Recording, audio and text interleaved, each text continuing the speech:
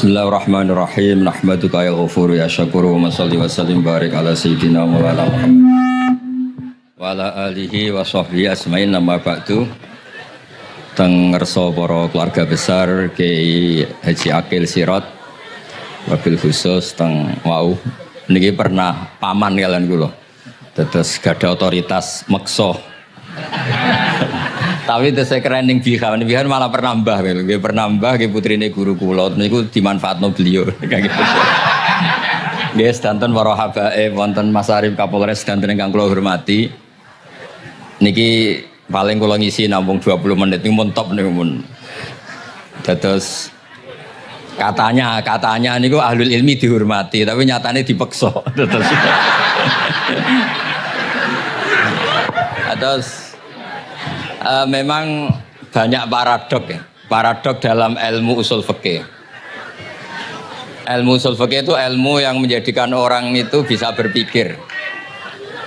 Terus kalau tak cerita tentang pertama tentang Ki Akil sing al-ma'ruf bi ahli nahwi.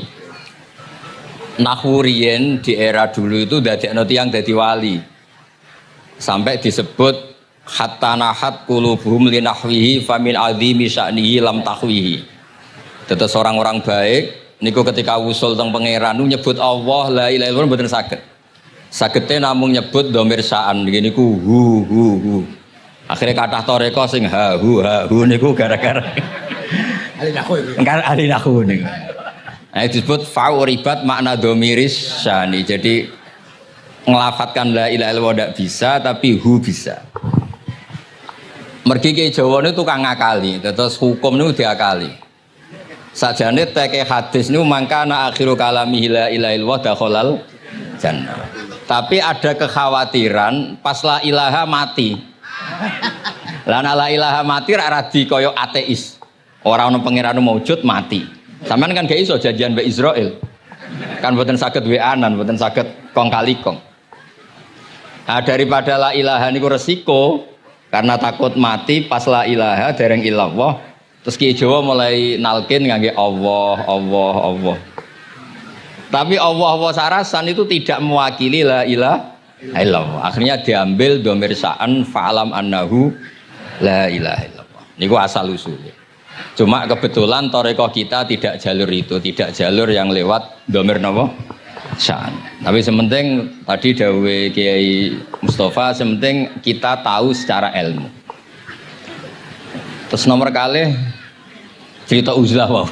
Kalau memang benar-benar uzlah. Terus kalau nu diundang acara-acara publik kemarin Habib Jindan gitu, hanya di halaqah ilmiah. Kemarin terakhir beliau ngerayu ini jari marrotan wahidah. Ini saya pegang. Dan itu dicatat di Lauh Mahfud. Dan ciri utama kiai itu tidak membatalkan perjanjian. Jenengan jauh marrotan wahidah pas nih. Ben gelem. Terus ngeten kula cerita sithik tentang ilmu yang sering kula utarakan. Di antara kitab yang dipakai guru-guru kita sing dilanggengi Mbah Mun Maus niku kitab Ihya. Kula dari sekian cerita Ihya yang paling kula kenang niku bahwa ternyata Allah itu andaikan boleh dibahasakan, niku cara berpikir tuh dalam bahasa tafsir disebut tanazul. Tanazul niku wong ben kaya orang kebanyakan. Saya ulang lagi supaya orang tuh kayak orang nopo kebanyakan. Ada dua ahli neraka yang dipanggil, yang satu ditakoki, "Cung ning neraka piye rasane?" "Syarru makan, mboten enak Gusti." Terus mbek pangeran diken balik, "Ya wis kono cung mlayu balik nang neraka." Niku tiange lari kencang, sekencang-kencangnya. Semangatnya seneng ambek kon balik ning neraka. Ditakoki mbek pangeran, "Lho cung kon mara neraka kok seneng?" "Kula nu pun kapok Gusti, kula nu nyesal ketika di dunia nak jenengan utus niku lelat-lelet. Niki kula tobat dengan bukti dikan jenengan teng neraka kula mlayu."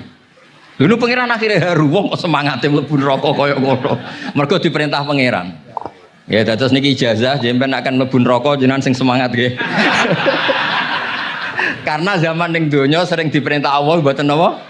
Semangat. Nah niku kemungkinane dibarno, kemungkinane dipanggil. Lah tiyang niku terus dipanggil oleh Allah.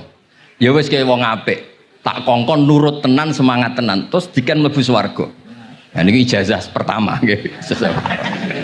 Dinakan mlebu neraka sing napa? Semangat. Sing kedua niku dipanggil niku plengakan lelat-lelet. Kados kula diutus Gus Mus niki nelpon. Nelpon kula mboten purun akhire ning Bika jare matur Gus Subak. Turuti ya, aku diamuk Bika jare Bapak. Dados niki melibatkan sekian pihak untuk memaksa saya datang ke mriki. Aduh, repot wong kempek niku. Repot. Mungkin di sepuro ngoten. Yang kedua niku diken mlebu neraka malih ku lelat-lelet, ndelok pangeran mboten semangat. Ditakoki mbek pangeran. Kenapa kamu tidak semangat?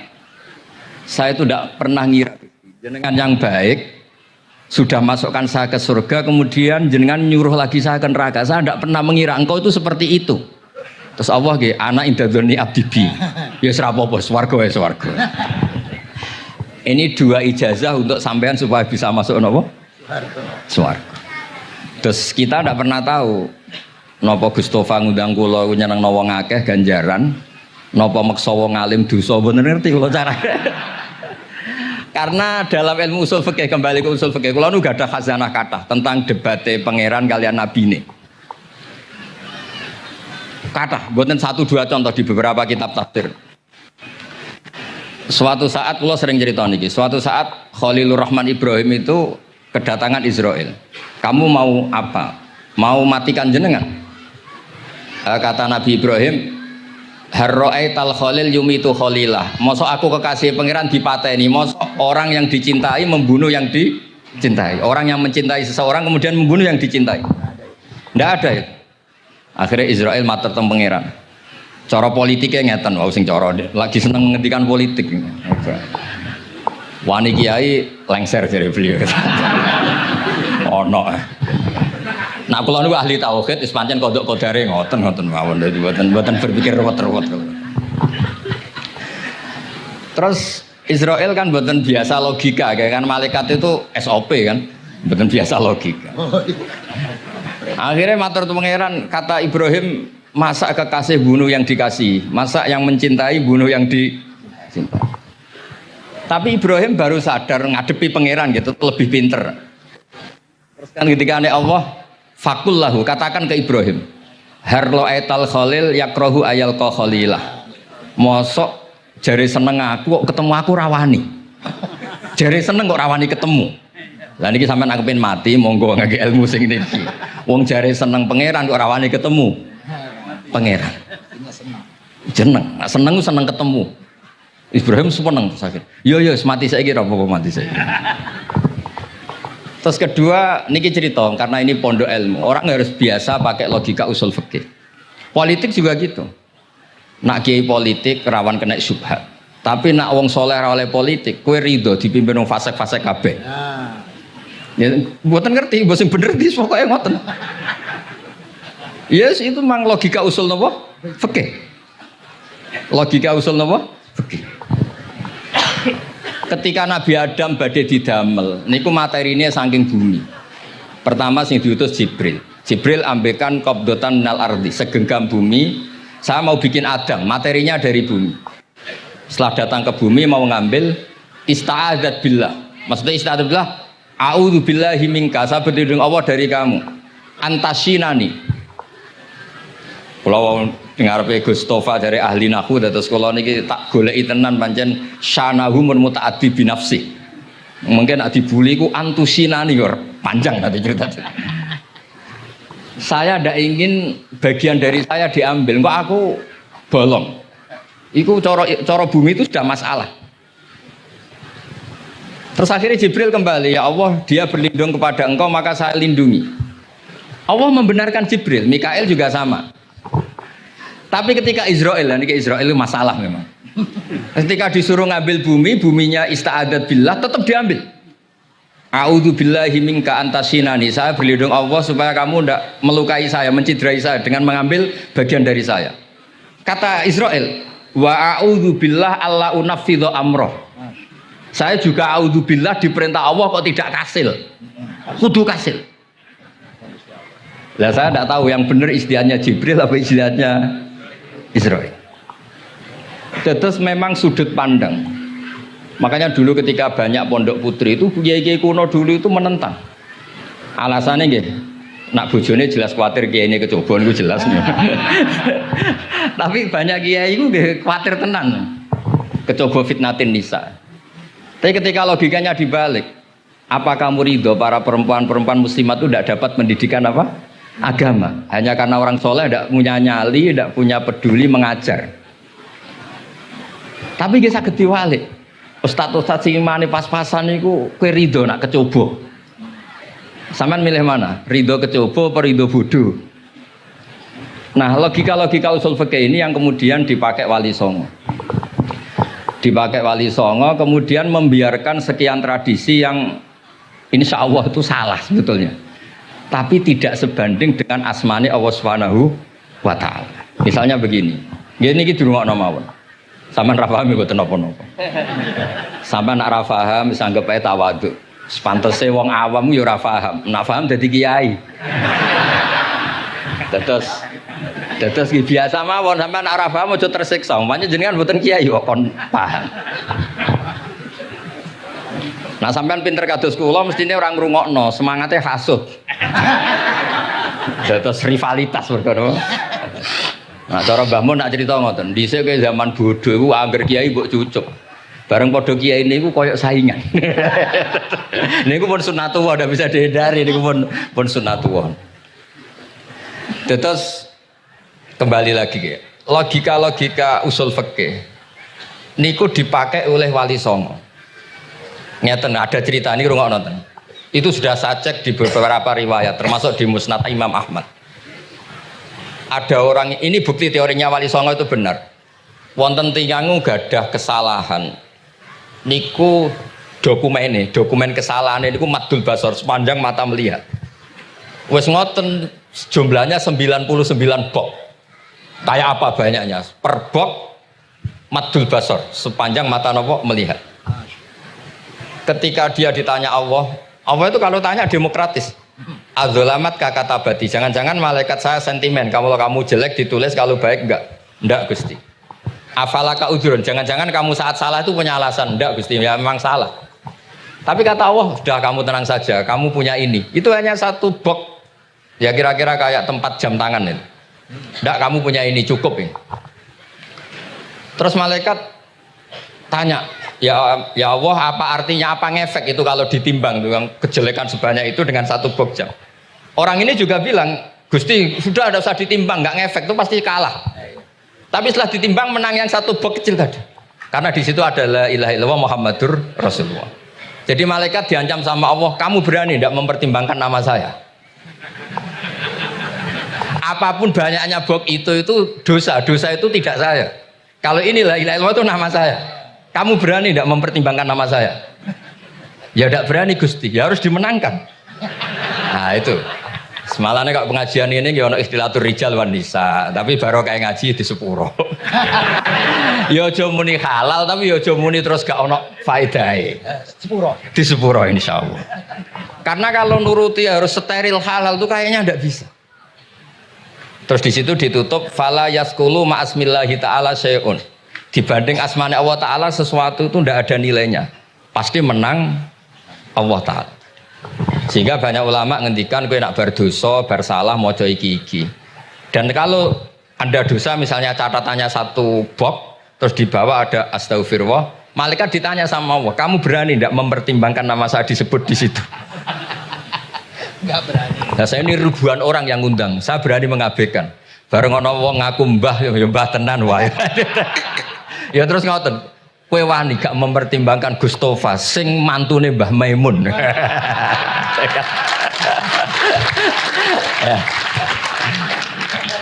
Semoga cara pandang malaikat nanti seperti itu. Tapi nanti kalau malaikat cara pandang, mbah kok tukang maksa putu. Itu mbah model opo. Nah saya ini sudah ngalah satu kali. Berikutnya logika kedua yang insya Allah terbangun di kalangan malaikat, yaitu mbah ora oleh maksa napa? Putu. Ning dinggon mbah yang baik putune dolanan di Barno. Ini ora. Putu lagi asik-asik dolanan. Rene. Kon nyapu. Nah, itu udah jenis mbah yang baik. Terus kalau suwun lah ngaji usul fikih yang serius karena itu menjadikan kita bermartabat. Kulo niku sering lepas jenazah tangga-tangga kulo nggih panggihane delok TV, nak bengi nggih ngelamun, ngayal sugih, kadang yo ngapalo tikus sing liwat dhuwure saking ora ana penggawean. Tapi kulo nang lepas jenazah ini orang baik. Sampai bojone protes, "Apik opo lek Gus angger bengi iku mau ngelamun ngitung tikus liwat, ngitung apa?" Terus kulo matur, ngitunge aja ngono, ngitunge tarokal ma'asiya. Wong ning omah itu artinya tidak dugem, tidak nglakoni maksiat. Itulah yang menjadikan usul fikih itu ilmu yang sangat terhormat. Coba kalau Anda jadi pakar usul fikih kayak saya, mengkaji betul usul fikih. Orang tidur semalaman jangan bahasakan tarokat tahajud, wa tarokal witro, wa taroka qiyamal lail. Tapi bahasakan taroka zina, wa tarokal ghibah, wa taroka kada wa kada minal ma'asi. Keren buatan? Keren. Kalau kamu udah ahli usul fikih maka kiai kok amen turu. Kiai kok guyon suwengi. Lho kiai guyon suwengi itu melawan. Kiai itu ustaz juga manusia. Karena bengi iku ya kepen nonton. Tapi kan mboten pantes. Akhirnya korbane santri ini dijak guyon gak jelas. Lah apel ning rondo ya ora pantes. Nglawan nafsu iku berat. Carane ya dilalek-lalekno guyon iku. Lah muga-muga malaikat kabeh ahli usul fikih nganggep ngono iku perlawanan terhadap keinginan apa maksiat. Ngaji ora. Malaikat ngaji ora. Makanya itu disebut di kitab usul fikih Tanghubul Usul itu izma min mubahin illa wa yatahaqqaqu bihi tarku haramim ma. Fa yalzamu minas sukun tarkul qatli wa minas sukut tarkul ghibah. Tidak ada sesuatu yang mubah kecuali saat Anda lakukan, saat itu juga Anda meninggalkan keharaman. Maka sebetulnya mubah ini punya nilai yang luar biasa yaitu tarkul haram atau tarkul ma'asi. Jadi sawangane sampean nang omah kukar-kukur, mlebu metu, kukar-kukur meneh, mlebu metu, bariku turu angop, ngorok. Nah, semoga malaikat ini al-usuli sehingga ngitung itu hadza tarokal ma'asiya kullaha. Hebat. Ini orang yang tinggal napa? Maksiat. Kayak nak malaikat itu jenis rada ekstrim. Alumni kempek suwengi ra tahajud ora witir ku alumni opo? Mulane kalau niku ngaji usul fikih terus supaya diperdengarkan ke malaikat. Supaya teorinya pakai usul napa? Fikih. Jadi kalau melihat kita melakukan mubah niku dihitung tarkul napa? Ma'as. Nah, ini pentingnya ngaji. Kula nate ditanya sama seorang dosen, "Gus, masa iya Quran yang katanya mutu semutu-mutunya kemudian ada ayat kulu washrobu, mosok urusan mangan gak usah disuruh orang juga makan, terus kualitasnya kulu washrobu itu di mana?" Terus kalau jawab, terus sorokan yang penting wopo rapat utawa seminar. Ndak ada rapat, ndak ada seminar itu kamu ndak mati, tapi kalau nggak makan itu mati. Penting mana? Ya penting makan. Lah iya, jadi orang itu lupa kalau sesuatu yang seserius itu karena menjaga nyawa, yaitu makan. Terus karena makan tuh hal yang murah dianggap biasa, itu bahaya. Sehingga sebetulnya yang kita bisa jadi wali lewat hal-hal keseharian tidak bisa jadi wali karena tadi. Saya punya hadis, ini mudah sekali untuk Anda jadi wali. Bahkan di atas wali lah. Inna woha ta'ala layar do anil abdi. Pakai inna masih pakai lam taukid. Inna woha layar do anil abdi ayakulal aklata fayahmadahu alaiha aw yasroba syarba fayahmadahu alaiha. Allah itu sangat ridho ada orang makan satu asupan kemudian dia muji Allah. Loh, orang tidak punya alpat itu tidak mati, tidak punya tanah ribuan hektar itu tidak mati, tapi kalau nggak makan sesuap nasi mati. Penting mana? Penting makan. Tapi gara-gara kamu tamak untuk syukur nunggu punya alpat, untuk syukur nunggu punya tanah banyak. Anda ini bodoh. Mau syukur saja syaratnya kok banyak. Jadi sebetulnya kalau kita mau jadi wali itu cukup setiap makan itu kamu syukur. Fayahmadahu alaiha. Au yasroba syarba fayahmadahu alaiha. Makanya wali-wali dulu kalau didik raja yang sedang berkuasa itu ditanya. Kamu raja besar, punya pengaruh besar. Andaikan kamu di padang pasir dan kemudian Anda tidak mendapatkan air, sama sekali. Apakah kamu menggantikan kerajaan kamu demi beli satu seteguk air? Iya, akan saya beli karena saya kalau tidak minum mati. La tafrah bimulkin la yusawi jar'atamain. Kamu jangan bangga dengan sistem kekuasaan yang tidak senilai dengan seteguk air. Orang nggak jadi raja itu nggak mati, tapi kalau nggak minum mati. Terus akhirnya dosen itu tahu, wah berarti kuluwas robu itu luar biasa, Gus. Ya, sangat luar biasa. Makan dan minum itu luar biasa. Makanya terus adat kiai mertamu mangan. Kalau tadi baru datang kon mangan. Di sini ya ada mangan. Ya saya anggap aja itu proses jadi wali ngoten Pak. Jadi segampang itu jadi wali. Nah, kemudian gara-gara torekoh terus jadi wali ku repot kon maca 10.000 wiridan kon opo. Kesuwen nih cara-cara kesuwen. Karena ini partai gak torekoh tadi. Dulu abahnya Mbah Maimun Mbah Zubair itu kalau disuruh wiridan lama-lama itu nggak mau. Sementing diridani pangeran, moco kok akeh-akeh. Nah, itu partainya partai ahlul ilmi. Ya partainya partai ahlul apa? Ilmi. Nah kemudian karena saya ini nekuni tafsir ya, itu saya kepengen ya menggerakkan supaya ilmu Quran itu menarik. Caranya apa? Cari sisi ekstrimnya. Kalau bolak-balik, kenapa sih orang nggak janggal? Nggak janggal itu udah iskal. Quran itu kan kalamu. Salah lagi Quran itu kalamu. Masa iya Allah yang Tuhan kemudian ngendikan iya kana budu iya kanas tai. Kepadamu aku menyembah. Masa Allah ngendikan gitu pada kekasihnya Nabi Muhammad. Padahal Allah itu al-ma'bud bukan abid. Allah yang disembah bukan yang menyembah. Semua ahli tafsir, saya bukan bilang sebagian, semua ahli tafsir pasti ngendikan begini. Wa yuqaddaru qabla qaulihi ta'ala iyyaka na'budu qulu. Sebelum iyyaka na'budu itu ada kata yang disimpan yaitu qulu. Jadi iyyaka na'budu itu betul ngendikannya Allah cuma sudah dikasihkan Jibril kepada umatnya Rasulullah. Jadi Jibril bilang gini ke Rasulullah Muhammad, Muhammad qul iyyaka na'budu. Kemudian Nabi juga bilang ke umatnya qulu iyyaka na'budu. Jadi ini kalam Allah yang sudah milik kita. Nah berhubung milik kita, kita sah mengatakan iya karena kalau tidak janggal, masa iya Allah berdoa ihdinas siratal mustaqim, tunjukkan kami jalan yang benar. Lah kalau ihdinas siratal mustaqim kalam Allah berarti kan Allah yang berdoa. Nah, sehingga semua tafsir bilang sama. Wa yuqaddaru qabla qauli ihdinas siratal mustaqim qulu. Nah, terus ada mufassir lain bilang jangan mulai iya karena butuh ya semuanya, mulai bismillah, qulu bismillahirrahmanirrahim. Masa iya Allah sendiri yang bilang bismillahirrahmanirrahim. Nah, dengan tafsir seperti ini terus kita akhirnya lagi-lagi kembali ke usul fikih, kembali ke balaghah, kembali ke nahwu. Kalau enggak, ya Anda akan menafsiri Quran pakai logika Anda sendiri. Sampai ada mungkirus sunnah. Pokoknya sementing kembali ke Quran. Orang roh Quran itu kayak apa?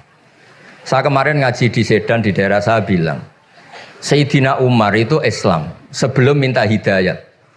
Khalid bin Walid ya Islam sebelumnya ya tidak minta hidayat. Lah itu kan janggal. Padahal katanya Quran itu hudal lil muttaqin, petunjuk bagi mereka yang takwa. Padahal tidak ada sabkut takwa untuk Umar. Umar tidak pernah takwa, tapi nyatanya Islam. Bahkan dia masuk ke rumahnya Zaid bin Arqam itu mau bunuh Nabi, mau nyari Nabi, bukan mau Islam. Tapi ketika dengar iparnya membaca Toha ma anzalna alikal Qur'ana litasqa, kemudian dia masuk Islam. Lalu gimana tentang hudal lil muttaqin, petunjuk bagi mereka yang takwa? Banyak ulama yang mengatakan lil muttaqin itu balaghahnya lil iktifa, lil muttaqina wa ghairihim. Jadi Quran itu petunjuk bagi yang takwa dan yang tidak takwa. Dan itu di bahasa Arab sah. Di bahasa Arab sah. Misalnya gini ya, kalau sampean punya ponakan dolan, cong-cong nang mangan. Ya maksudnya ya mangan mbek ngombe, mangan tok seretan mati kan. Itu kan satu paket. Saro bila taqikumul harra wal barda. Pakaian yang melindungi dari panas. Di situ enggak disebut wal barda, tapi artinya juga wal barda. Karena kalau tidak diartikan lil iktifa, nanti Quran itu memberi petunjuk bagi yang sudah muttaqin. Corong doang nguyai segoro, wis takwa kok. Nah ini kita butuh ahli tafsir yang al-usuli. Karena itu yang menjadikan Quran punya kualitas lagi. Seolah lagi punya kualitas lagi. Kalau enggak, Quran tuh kayak biasa-biasa saja, kayak tadi kulu wasrobu kayak dan seterusnya dan seterusnya. Jadi kalau suwun barokahnya hormat sama orang alim kados Ki Akil, Ki Siras dan tenaga keluarga mriki. Orang menghidupkan logika ilmu lagi. Jadi kalau seneng lah nak dilem Gusmus ahli ilmu mboten krana niat fakir mboten. Biar sampean ngerti lah kalau ngadepi ahlul ilmi itu pun mboten level. Ahlul ilmi itu kalau punya logika itu tidak bisa dibantah. Saya beri contoh sekian contoh yang nyata yang diajarkan Rasulullah SAW. Nabi itu pernah mau dipermalukan orang karena Nabi ngendikan la adwa wala tiarata, tidak ada penyakit menular. Terus ada orang iseng kok onta yang kena kudisen itu dijejerkan yang waras ikut kena kudisen. Terus orang ini tanya, ya Rasulullah ini tadi sehat, tapi kena onta yang kudisen ikut kudisen. Nabi tanya lagi, faman a'dal awal, yang kudisen pertama ketularan siapa? Wah itu dari Allah ya, maksud saya seperti itu. Jadi ada terus orang-orang kafir itu cara berpikir aja alal alihata ilaha wahida inna hadalah syai'un ujab. Muhammad ya tentu mereka masih jangkar. Muhammad problem kita ini banyak. Kalau Tuhannya satu tidak cukup. Ada problem kredit macet, ada problem macam-macam kan. Utang piutang macam-macam. Kalau Tuhannya satu tidak cukup. Kita butuh Tuhan banyak karena problem kita banyak.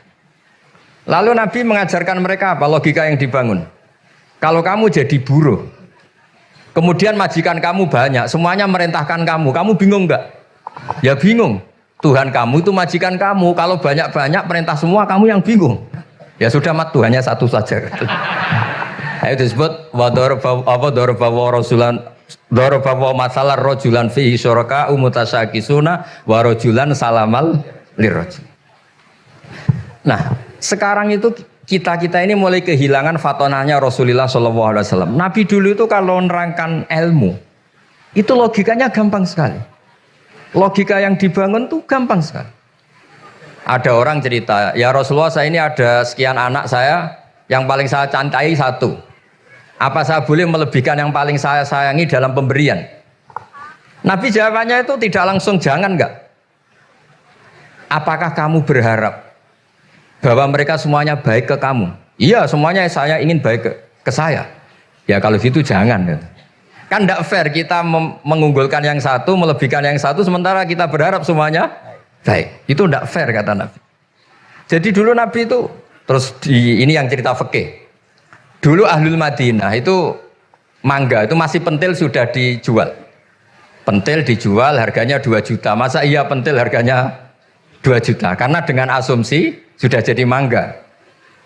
Tapi ketika Nabi datang di Medina dan penduduk Medina itu abkhosna sikailan, orang paling buruk dalam pertimbangan dalam jual beli. Nabi cara ngendikannya itu unik. Ara'aitum law anna waha yamna'us samra fabima yastakhillu ahadukum mala akhi. Kalau pentil ini ternyata kena angin terus kemudian tidak jadi buah, lalu kamu nerima uang 2 juta itu atas nama apa? Atas nama beli pelem, nyatanya belum jadi mangga. Mosok kalau pentil seharga 2 juta. Semenjak itu terus Ahlul Madinah sadar kalau jual buah itu nunggu ba'da buduwi solahiyah, setelah samroh ini berbentuk. Tapi Nabi tetap ngendikannya pakai logika. Nah sekarang banyak kiai yang sidik-sidik neraka. Sebenarnya Nabi itu ngajari logika. Ada pemuda dia itu hipersek, mau masuk Islam tapi tetap boleh bebas. Saya ini ingin Islam tapi jangan larang seks bebas. Wah itu sahabat semuanya melarang ketemu Nabi karena ini ngawur betul. Masa pamit Islam kok? Tapi setelah gaduh, Nabi tanya, kenapa gaduh? Ada pemuda mau masuk Islam tapi yasta'izinu fi zina. Dia minta izin supaya tetap boleh zina. Kata Nabi, suruh ke saya ke sini. Setelah datang di depan Rasulullah, logika yang dibangun Nabi itu luar biasa. Atuhibbuhu li bintik. Kamu suka punya anak putri kemudian jadi demenannya orang laki-laki hidung belang. Ya enggak, saya bunuh orang itu. Andaikan itu ke ibu kamu, saya bunuh orang itu.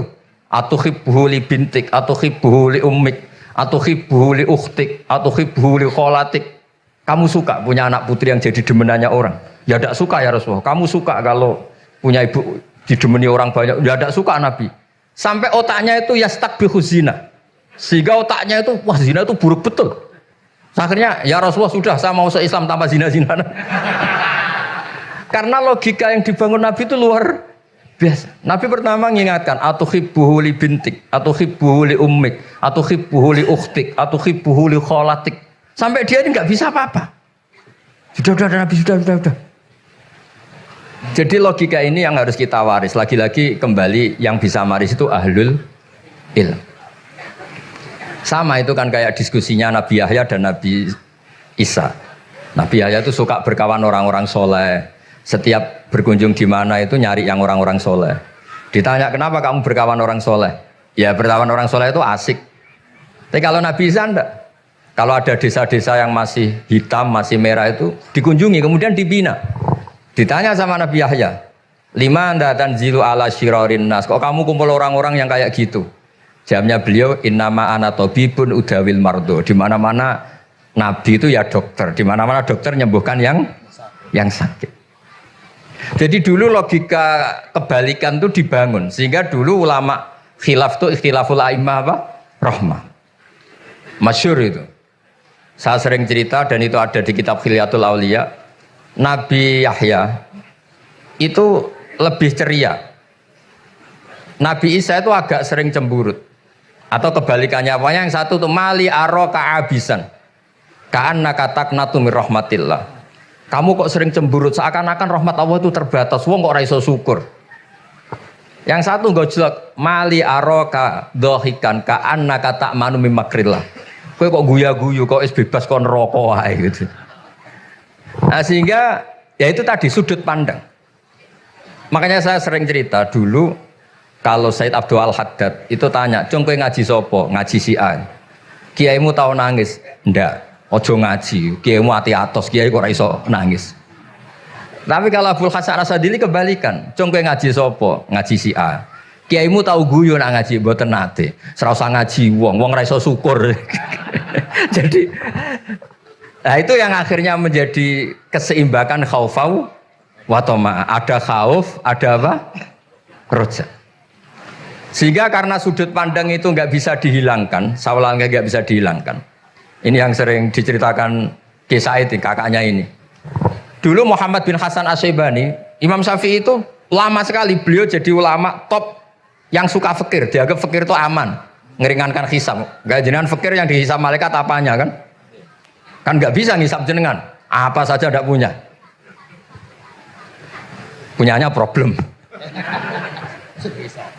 Nah setelah ngaji sama Imam Malik, Imam Syafi'i tanya, yang ilmunya setingkat jenengan siapa? Kata Imam Malik, sebetulnya Abu Hanifah, tapi orangnya sudah meninggal. Tapi ada muridnya, namanya Muhammad bin Hasan Asy-Syaibani. Kamu ke sana, dari Madinah ke Irak. Dulu tempatnya di Baghdad. Setelah di Irak, Muhammad bin Hasan Asy-Syaibani itu kalau ngitung uang tuh di meja.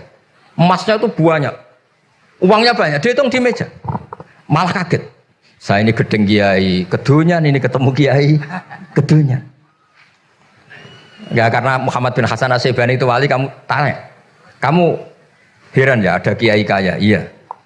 Ya sudah, kekayaan ini kasihkan orang fasik biar dipakai demenan, dipakai mabuk, dipakai ini. Terus, ya jangan, kalau kena orang fasik bahaya, jenengan saja. Semenjak itu Imam Syafi'i mulai rodok seneng duit. Jadi ada ceritanya soalnya kok diangen-angen, nah terus keterusan umatnya kayak gini-gini itu. Jadi ini cerita nopo istihad apa? Cerita nopo istihad. Sama pangkat juga sama. Gue seneng nak wong soleh-soleh tidak ikut ngurus negara ini. Mau dikemanakan negara ini. Tapi ada yang berpikir, gue seneng nak wong soleh terkontaminasi. Ya sudah monggo. Sing isra payu jabat, nggih berpikir zuhud. Sing payu yo berpikir politik. Sing penting semuanya itu berdasar ilmu. Yang penting itu semuanya berdasar apa? Ilmu. Karena ilmu ini basis yang paling diridani Allah Subhanahu wa taala. Masyhur itu di Ihya sering diceritakan Imam Ghazali, ana alim uhibbu kulla alim. Kata Allah, saya ini alim dan sangat mencintai orang alim. Karena orang alim ini yang tahu perspektif. Orang yang ngiranya, saya ulang lagi, yang ngiranya itu enggak ilmiah. Di depan orang alim itu sangat-sangat apa? Ilmiah. Yaitu tadi misalnya ada ayat wa min ayatihi manamukum bil laili wan nahar. Masa iya tidur yang ngorok semua turunnya secara jelas kok jadi wamin ayati. Tanyakan ahli medis, sistem tubuh kita kalau nggak tidur tuh kayak apa rusaknya? Dan toat pas-pasan ini satu-satunya solusi yo turu. Bengi ngempet kepen delok dangdut, delok dugem. Bareng turu jebule esuk wis bar alhamdulillah. Cara melek iman kamu seberapa? Tarikan-tarikan maksiat posisi kamu terjaga bisa kalah kan? Tapi kalau tidur sukses kan tarkul maksinya. Nah, karena tidur itu sukses menghilangkan maksiat disebut wa min ayatihi manamukum billaili wan nahar. Sampai Imam Ghazali ngendikan di makalah itu sehingga nanti ibadahnya umat ini di akhir zaman an-naumu. Ibadah terbaiknya itu tidur. Nah niku mulane maksud kula ngeten. Sampeyan anut jalur wong alim dia turu ya ibadah, tengok-tengok ya ibadah, jagongan nggih ibadah, gojol-gojolkan ambek kanca nggih napa? Ibadah. Karena ini semuanya kul bi fadlillah bi rahmati fa bidzalika napa? Falyafrah. Tapi kalau kamu tidak punya basis ilmu, adanya suudzon. Kiai kok jagongan guyon sewengi kiai opo? Kiai kok turu sewengi ku kiai. Karena basisnya ada ilmu. Padahal jelas ketika Rasulullah bikin urutan kebaikan, pertama Nabi ngendikan kamu menolong orang. Jika tidak bisa, terakhir Nabi ngendikan takufu syarraka anin nas fa innaha shadaqatun minka ala nafsik. Tadi beliau juga cerita di nasihat Imam Mun, idza lam tuhsin fala tusi. Kalau tidak bisa berbuat baik, setidaknya kamu tidak berbuat jelek sama orang lain. Dan potongan ini paling gampang apa? Tidur kan? Wis sampean nak turu wis ra zina, ra maling, ra ngrasani wong wis ora tusik. Nah, dengan konstruksi usul fikih seperti itu kamu tahu kualitas ayat wa min ayatihi manamukum billaili wan nahar. Ya sama. Ternyata makan itu yang menjaga nyawa. Ternyata makan itu yang menjadikan syukur. Kalau kamu nggak percaya puasa, sama nak poso gedang goreng itu mewah. Gedang goreng itu mewah. Air satu teguk itu mewah. Makanya kalau lama dulu ada santri kepengen mangan enak. Ya saya ingin mangan enak gini-gini caranya gimana? Itu rumusnya ada sate, ada mie ayam. Idamuhu alju. Kalau kamu ingin enak, lauknya itu lapar. Ya kalau puasa itu semuanya kan enak. Nah itu lagi-lagi basisnya itu ilmu. Nah sekarang banyak orang yang sudah tidak peduli dengan ilmu. Kayak ijazah dilakoni kan. Jadi kayak wiridan la ilaha illallah itu sebetulnya harus dibarengi dengan ilmu. Ini yang terakhir supaya nggak lama-lama. La ilaha illallah itu basisnya ilmu. Surga yang begitu mewah itu dibikin juga bagi yang melafadzkan la ilaha illallah. Neraka yang begitu ekstrim. Sampai kalau benda dijatuhkan dari atas ke neraka, itu sampai bawah nunggu 70 tahun. Bisa kamu bayangkan kalau kamu di dalam naiknya susah itu. Ini dijatuhkan ke neraka itu sampai bawah nunggu berapa? 70 tahun. Loh neraka sebegitu ekstrim, itu dibikin untuk yang menolak la ilaha. Berarti kalimat ini kalimat spesial. Kalimat yang neraka dibikin ya atas nama itu yang menolak. Surga dibikin juga atas nama itu yang menerima. Itu satu, saktinya la ilaha illallah. Sakti kedua, orang kafir 70 tahun ngelafadzkan la ilaha illallah sekali langsung dihukumi mukmin. Yughfar lahum ma qad salaf. Qul lil ladzina kafaru iyantahu yughfar lahum ma qad salaf. Orang yang melafadzkan la ilaha illallah Muhammadur Rasulullah itu dosa 70 tahun kafir itu hilang semua. Tapi gara-gara ada ilmu terus diumumkan tahlil dening Kiai Haji Niam mesti sing nguri wah sawi gue mesti gue. Padahal kalau kamu tahu ilmunya tadi ini kalimat yang luar biasa.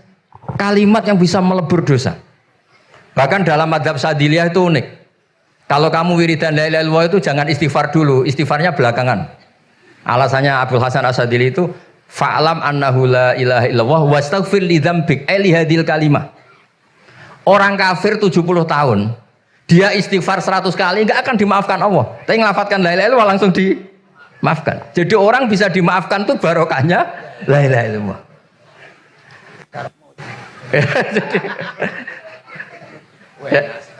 Ya kan? Jadi orang kafir 70 tahun, wirid istighfar 100 kali atau 1000 kali dimaafkan enggak? Enggak kan? Tapi kalau membaca la ilaha illallah dimaafkan. Jadi istighfar tuh ngefek positif itu kalau dibarengi la ilaha illallah. Makanya wastaghfir li dzambika bihadil kalimah cara Abdul Hasan. Kamu boleh istighfar berdasar hadhil kalimah, berdasar la ilaha illallah. Tapi terus kemudian ya thariqah itu banyak, itu urusan rasa. Justru karena la ilaha illallah kalimat thayyibah, harus disucikan dulu. Caranya istighfar dulu. Nah itu urusan monggo lah. Tapi apapun itu basisnya harus napa? Ilmu. Basisnya harus ilmu. Jangan malah sentimen. Wong di kuburan wiridan dalil dihukumi kafir. Nah, itu kan aneh. Wong kalimat ini yang kafir saja menjadi muslim, sekarang yang muslim menjadi kafir. Itu faham kok seaneh itu gitu kan. Ya karena basisnya ada ilmu tadi. Coba kalau basisnya ilmu. Itu kan aneh betul. Hadil kalimah kalimatun soro bihal kafiru musliman. Fakaifa sorol muslimu bidzalika kafiron. Ini kalimat yang kafir saja menjadi muslim. Masa dengan kalimat yang sama yang muslim menjadi aneh enggak? Aneh. Jadi kalau suwon pokoknya basis ilmu harus sekuat-kuat. Ini caranya gini nagih kiai kon sregep mulang ojo politik terus ngoten. Tapi politik itu bagian dari ilmu, wis ra iso diterangno. Ya ngoten mawon. Assalamualaikum warahmatullahi wabarakatuh.